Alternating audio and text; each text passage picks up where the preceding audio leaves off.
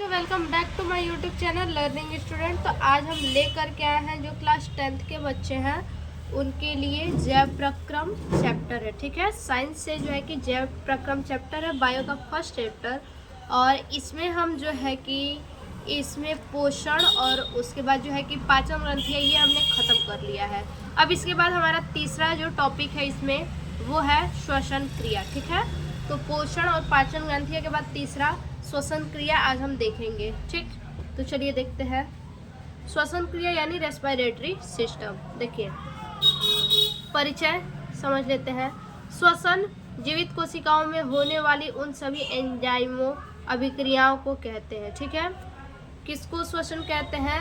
वे जीवित कोशिकाओं में होने वाली सभी एंजाइम अभिक्रिया को, ठीक है, जितने भी जीवित कोशिका हैं उनमें जो भी एंजाइम अभिक्रिया होती है उन्हीं को हम, ठीक है, उन्हीं को कहते हैं क्या चीज़?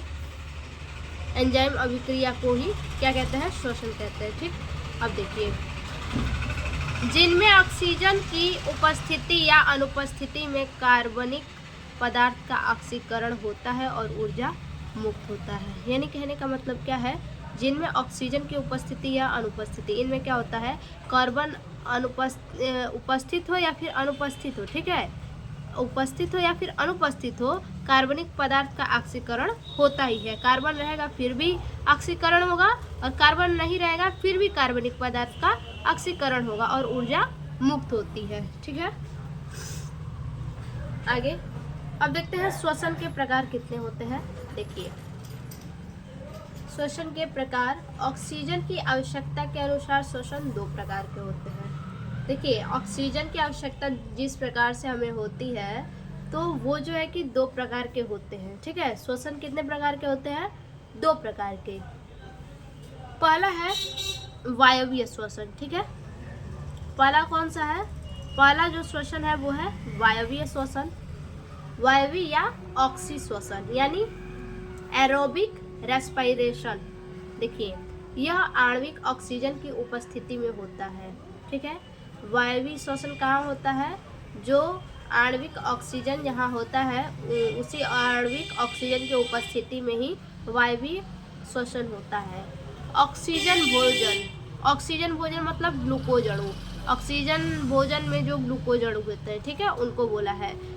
ऑक्सीजन भोजन को यानी ग्लूकोज अणु को पूर्णतः ऑक्सीकृत करके CO2 और जल में परिवर्तित कर देता है। किस में परिवर्तित कर देता है? ग्लूकोज अणु को जो है कि पूरी तरह से ऑक्सीकृत करके, ठीक है, ग्लूकोज अणु को क्या करता है?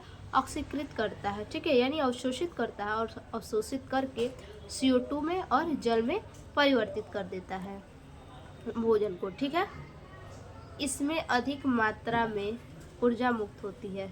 इसमें सबसे ज़्यादा यानी अधिक मात्रा में जो है कि ऊर्जा मुक्त होती है। इसमें यह प्रक्रिया कोशिका द्रव्य में शुरू होती है। ये प्रक्रिया कहाँ शुरू होती है? तो कोशिका द्रव्य में शुरू होती है। ये जो प्रक्रियाएं होती है, ठीक है, ये जितनी भी प्रक्रिया अभी हमने पढ़ा वो सभी के सभी जो है कि कोशिका द्रव्य में शुरू होते हैं। इसमें ग्लूकोज के एक अणु से 38 ATP और 6 CO2 बनते हैं। देखिए, इसमें जो होता है वायवीय श्वसन में क्या होता है? ग्लूकोज के जो एक अणु होते हैं, ठीक है, उन एक अणु से 38 ATP और 6 CO2 बनते हैं। ठीक, तो ये हो गया वायवीय श्वसन। अब एग्जाम्पल ज़रा देख लीजिए, क्या बोले हैं कि 6 CO2 बनता है। तो 6 CO2 का मतलब आपका 12 कार्बन हो जाएगा, ठीक है, और 12 ऑक्सीजन, 6 कार्बन और 12 ऑक्सीजन हो जाएगा। ठीक है, देखिए C6H12O6, ये ग्लूकोज हो गया, 6O2 हो गया, ऑक्सीजन 12, और इसको एंजाइम की उपस्थिति में क्या बन रहा है? ये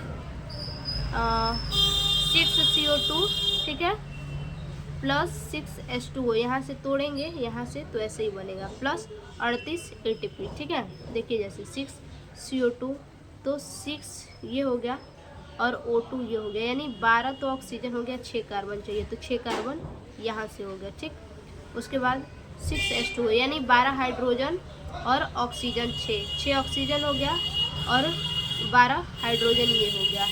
ठीक है, और प्लस 38 ATP।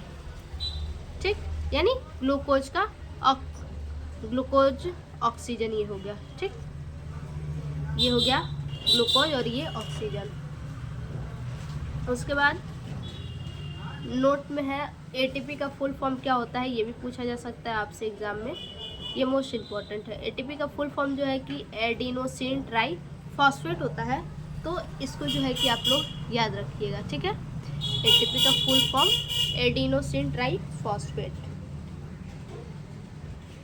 आगे देखिए, अवायवीय या अनाक्षी श्वसन। ठीक है, एनारोबिक रेस्पिरेशन, यह ऑक्सीजन की उपस्थिति में होता है। ये जो है कि दूसरा श्वसन है। पहला श्वसन हमने देखा वायवीय, ठीक है, वायवीय या अक्षी श्वसन, लेकिन ये है अवायवीय या अनाक्षी श्वसन, तो ये दूसरा श्वसन है। यह ऑक्सीजन की उपस्थिति में होता है। अवायवीय श्वसन कहाँ होता है, तो ऑक्सीजन की उपस्थिति में, जब ऑक्सीजन रहेगा तो उसी के उपस्थिति में ये श्वसन होता है। इस क्रिया को किण्वन भी कहते हैं। इस क्रिया को क्या कहते हैं, किण्वन कहते हैं। इस प्रकार के श्वसन में भोज्य पदार्थ क्या है, इस प्रकार के श्वसन में भोज्य पदार्थ केवल आंशिक रूप से ऑक्सीकृत होता है, यानी आंशिक रूप से, यानी बहुत कम मात्रा में। ठीक है, बहुत कम मात्रा में ऑक्सीकृत होता है। श्वसन में जो भोज्य पदार्थ होते हैं बहुत कम मात्रा में जो है कि ऑक्सीकृत होते हैं वो भोज्य पदार्थ। ठीक है, अतः इसमें भोज्य पदार्थ का 5% भाग ही ऊर्जा के रूप में प्राप्त होता है। इस जो ये भोज्य पदार्थ है इसमें केवल 5% ही, यानी कम ऑक्सीकृत होने के कारण ये केवल 5% ही ऊर्जा के रूप में प्राप्त होता है। ठीक, और उसके बाद एग्जाम्पल देखिए, C6H12O6 प्लस 6O2 यानी ऑक्सीजन, ये हो गया, ये ग्लूकोज हो गया। एंजाइम की उपस्थिति में जो है कि ये क्या है, C2 यानी 4 कार्बन है, 5 हाइड्रोजन है और OH है। ठीक है, तो 4 कार्बन यहाँ से आपका हो जाएगा और 5 हाइड्रोजन यहाँ से हो जाएगा। ठीक है, और OH बोला है तो 5 हाइड्रोजन ये और OH एक, तो एक और हाइड्रोजन, 6 हाइड्रोजन। ठीक है, तो यानी 6 हाइड्रोजन यहाँ ले लिए, 6 हाइड्रोजन यहाँ बच गया, 4 कार्बन यहाँ पे ले लिए तो 2 कार्बन बच गए। ठीक है, और O यहाँ से, तो 5 यहाँ पे आपका ऑक्सीजन बच गया और 6 हाइड्रोजन और 2 कार्बन, तो 2CO2 यानी 4 कार्बन यहाँ पे चाहिए, तो यहाँ पे जो है कि 5 कार्बन है, 4 कार्बन यहाँ चला गया, 2 कार्बन चाहिए तो यहाँ 2 कार्बन बचा है, वहाँ यहाँ चला गया। ठीक है, तो अब देखिए इसको तो तोड़ दिए, तोड़ने के बाद बाकी जो बचेगा वो क्या होगा, 27 kg कैलोरी ऊर्जा होगी। ठीक है, आगे देखिए, उसके बाद है श्वसन की अवस्थाएं। श्वसन की कितनी अवस्थाएं होती हैं, कौन कौन सी अवस्थाएं होती हैं उसको हम देखेंगे। ठीक, देखिए श्वसन की 3 अवस्थाएं होती हैं। ठीक है, श्वसन की कितनी अवस्थाएं होती हैं, तो श्वसन की 3 अवस्थाएं होती हैं। बारी बारी से देखेंगे कौन कौन सी अवस्थाएं होती हैं श्वसन की, जिनमें से पहला है बाह्य श्वसन। ठीक है, पहला है बाह्य श्वसन। इसमें एक जीव तथा वातावरण के मध्य श्वसनीय गैसों का विनिमय होता है। श्वसनीय गैस में कौन कौन से गैस है, ऑक्सीजन और कार्बन डाइऑक्साइड गैस है। ठीक है, इसमें क्या बोल रहा है, बाह्य श्वसन में एक जीव और उस जीव, वो जीव जो जिस वातावरण में रहता है उस वातावरण को बोला है। ठीक है, एक जीव तथा वातावरण, जीव और वातावरण के मध्य श्वसनीय गैस का विनिमय होता है। ठीक है, और ये 2 प्रकार के होते हैं। ये जो श्वसनीय गैस होते हैं ये 2 प्रकार के होते हैं। ठीक है, तो वो 2 प्रकार के कौन कौन से होते हैं, तो देखिए अब उन 2 प्रकार में जो होते हैं उनमें से पहला है श्वासोच्छ्वास। ठीक है, श्वासोच्छ्वास यानी ब्रीथिंग। देखिए वायुमंडल से श्वसन अंगों द्वारा शुद्ध O2 को ग्रहण करना तथा CO2 को बाहर निकालना ही श्वासोच्छ्वास कहते हैं। ठीक है, यानी कहने का मतलब है कि जो हमारा वायुमंडल है, ठीक है, जो हमारा ये वायुमंडल है उस वायुमंडल से जो है कि श्वसन अंगों द्वारा, हमारे जो श्वसन अंग है, ठीक है, श्वसन अंगों के द्वारा शुद्ध O2 क्या करते हैं, हम ग्रहण करते हैं। इस वातावरण में श्वसन के द्वारा, जो हमारा श्वसन अंग है, उन श्वसन अंग के द्वारा हम शुद्ध ऑक्सीजन ग्रहण करते हैं और CO2 को क्या करते हैं, बाहर निकालते हैं। इसी को श्वासोच्छ्वास कहते हैं। ठीक है। अब दूसरा देखिए, दूसरा है गैसीय विनिमय। ठीक है, गैसियस एक्सचेंज। मानव में श्वसन क्रिया में गैसीय विनिमय रुधिर द्वारा होता है। ठीक है, मानव में जो श्वसन क्रिया होता है वो किसके द्वारा, तो गैसीय विनिमय रुधिर के द्वारा होता है। ठीक, गैसीय विनिमय रुधिर के द्वारा मानव में श्वसन क्रिया होती है, परंतु रुधिर स्वयं इन गैसों का परिवहन नहीं करता। लेकिन जो गैसीय विनिमय रुधिर के द्वारा होता है तो वो रुधिर खुद गैसों का परिवहन नहीं करता है। ठीक है, जो रुधिर है वो खुद ब खुद नहीं गैसों का परिवहन करता है, बल्कि रुधिर में उपस्थित श्वसन रंजक द्वारा गैसों का विनिमय होता है। किसके द्वारा विनिमय होता है, जो रुधिर में क्या होते हैं, रंजक उपस्थित होता है। ठीक है, श्वसन रंजक उपस्थित होते हैं और उन्हीं श्वसन रंजक के द्वारा गैसों का विनिमय होता है। रुधिर में O2 तथा CO2 का विनिमय होता है। जो ब्लड हमारा होता है उस ब्लड में किसका विनिमय होता है, तो हमारे ब्लड में O2 और CO2 का विनिमय होता है। ठीक, यानी देखिए हर जगह बोला है गैस का ही विनिमय हो रहा है, यहाँ O2 का या CO2 का। ठीक है, तो यहाँ ऐसे नाम से भी पता चल रहा है गैसीय विनिमय। ठीक है, देखिए जबकि पादपों में गैसों का विनिमय बाह्य वातावरण से पत्ती में उपस्थित रंध्रों द्वारा होता है। बाहरी जो वातावरण में जो पत्तियां होती है उन पत्तियों से क्या होता है, उन पत्तियों में रंध्र, यानी पत्तियों को देखेंगे तो बहुत महीन महीन उसमें छिद्र रहता है, उन्हीं छिद्र को हम रंध्र कहते हैं। और पत्ती में उपस्थित जो रंध्र होते हैं उन्हीं के द्वारा उनका जो है कि देखिए यहाँ पे पादपों में गैसों का विनिमय बाह्य वातावरण, जो पादप होते हैं, ठीक है, पादप जो होते हैं, पादप यानी पेड़ पौधे होते हैं और उनमें उनके जो पत्ते होते हैं उनमें छोटे छोटे छिद्र होते हैं। ठीक है, तो वो रंध्र कहलाते हैं। उन्हीं के द्वारा क्या होता है, इनमें गैसों का विनिमय होता है उसी रंध्र के द्वारा।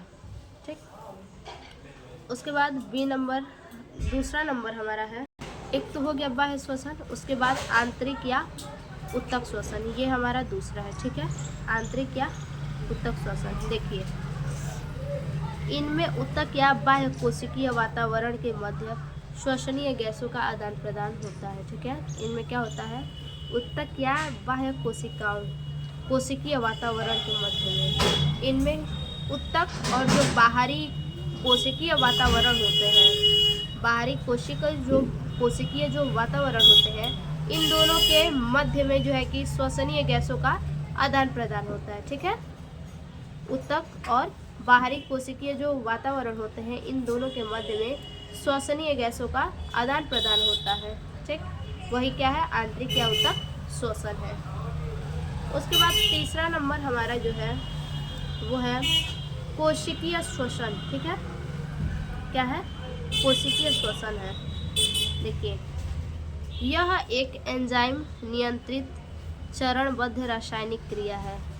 ये क्या है, एक प्रकार का, ये जो है कि एक प्रकार का एंजाइम नियंत्रित चरणबद्ध रासायनिक क्रिया है। ठीक है, जिसमें माइटोकॉन्ड्रिया के अंदर, इसमें क्या होता है, इसमें जो माइटोकॉन्ड्रिया होते हैं उनके अंदर ग्लूकोज का ऑक्सीकरण होने से अधिक ऊर्जा ATP अणु उत्पन्न होते हैं।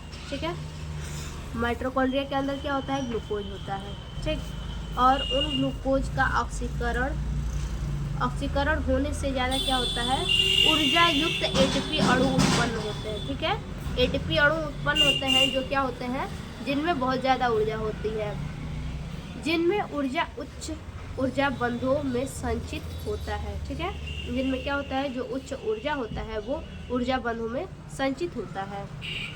इस प्रकार श्वसन एक रासायनिक ऑक्सीकरण क्रिया है। ठीक है, श्वसन क्या है, इस प्रकार से श्वसन जो है इस प्रकार से एक रासायनिक ऑक्सीकरण अभिक्रिया है। ठीक है, तो ये हमारा श्वसन का फर्स्ट पार्ट है। फिर से मिलते हैं इसके दूसरे पार्ट के साथ, तब तक के लिए धन्यवाद।